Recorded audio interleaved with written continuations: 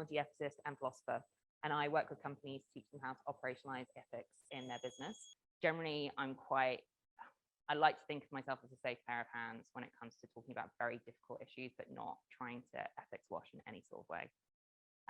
So shall I end that? And then got any questions? And I'll share some slides on surveillance capitalism, etc. later if you're interested in that when it comes to a privacy perspective. Yeah, please. I can read a news story and be convinced of something. My father-in-law, who's totally politically the opposite side to me, can read that and go, how can you not see my opinion? Look at this article. How do you judge what is true and what is not? So in the 20th century, there was like a major threat, right, of totalitarianism, of Nazism, of communism, of all these various different things. And that particular threat had a particular attack on truth, which basically said that, it doesn't really matter what the truth is. And the response to this was to try and dig deep into scientific rationalism, was to say, actually, no, there are things that are true. And then we potentially went too far that way without taking into account that there might be different types of truth. My experiences are different to your experiences. It doesn't mean, think about that normative and descriptive stuff. It doesn't mean that this mug isn't 10 centimeters tall, but just kind of having a different idea of what's going on with truth there. And that particular idea around truth really spun into ideas around democracy. So there's 4 different main strands of political theory. You've got liberal democracy, which really does value that one idea around truth, okay? And we've been stuck in that idea now for about 80, 90 years. The internet's come along, and we've got a new issue around power. And this isn't totalitarianism. This is something called instrumentarianism. Have you come across instrumentarianism? So instrumentarianism is kind of a commercial power, which says that, look, we don't, we're not trying to fear you into behaving according to a certain ideology. We're not trying to push you into a certain ideology and whatever. We don't really care what you think, as long as we can predict what you're going to do so that we can then sell you stuff. So yeah, really don't care. And this is a very different type of power. It's still an attack on freedom, and it's still an attack on justice. But when we're kind of faced with this kind of power, actually digging deep and saying, actually, there is only one truth, doesn't really help us come together as humans. It doesn't really help us kind of understand each other. Because what you've just said is, this whole idea that there can be truth and then there can be political opinion is something that's very much at the heart of liberal democracy. So instead, what we should be thinking is, well, how do we become a little bit more satisfied with the fact that truth, there are truths, right? However many people turned up to the inauguration in 2017. Yeah, there is a truth there. But on the other hand, there are certain things which might not be so concretely true. So and it's very difficult when you're in it and in an argument to actually tell the difference between those descriptive statements and normative statements. I'm thinking about things like women should speak up more, women are irrational.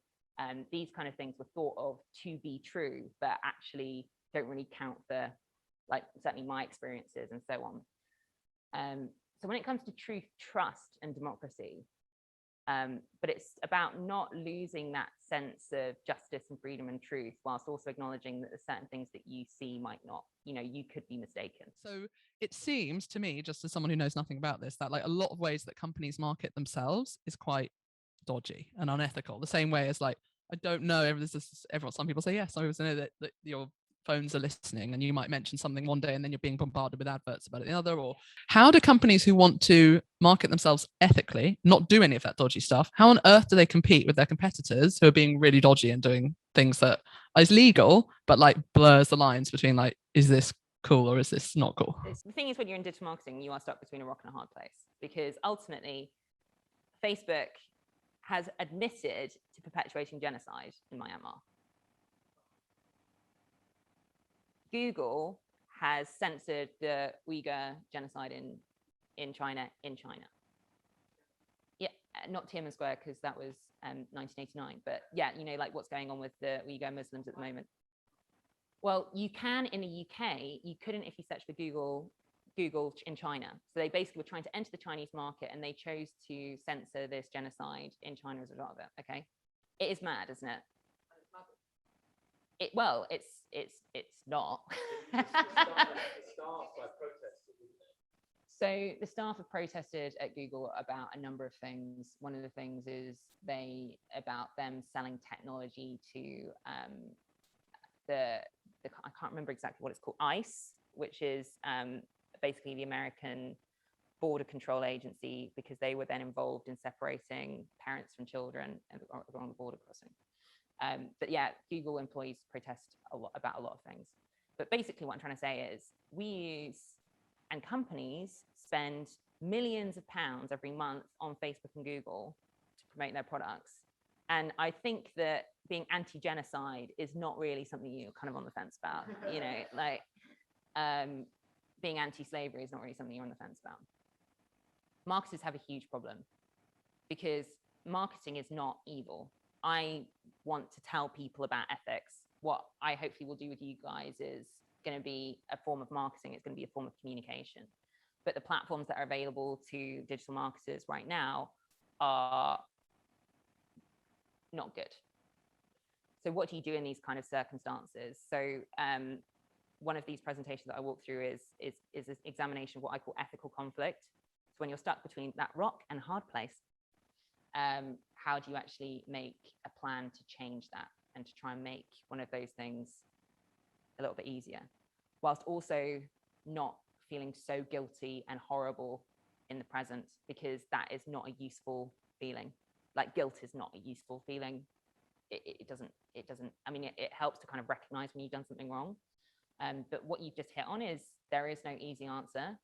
But I don't think that, you know, like when we were like building the Hadron Collider, like, and trying to like break apart the atom, no one was just like, oh, this is really hard and we can't do it on a Monday lunchtime, so, you know, we might just as well abandon it. Like the same is true with these issues. Like it's worth investing in. You don't look at a hard problem and then go, do you know what, I'll just let that happen. You pursue it.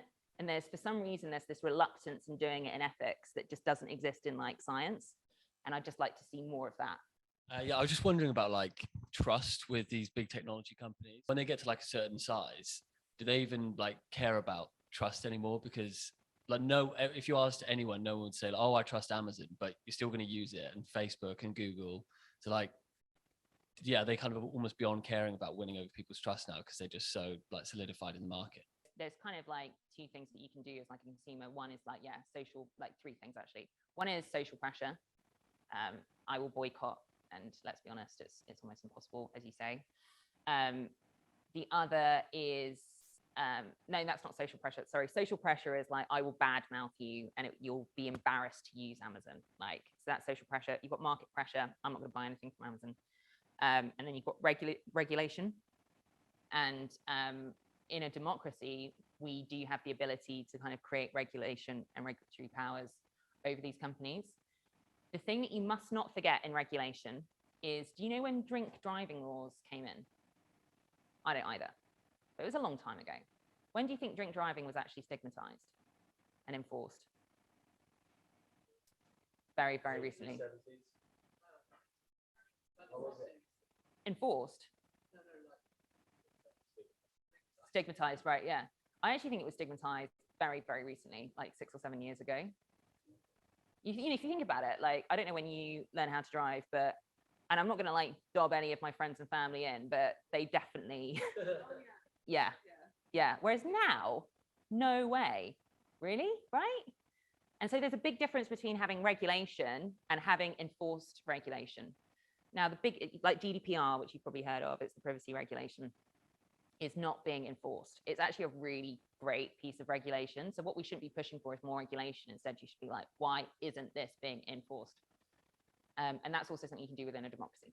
Thanks, Alice. Thank you. Thank you.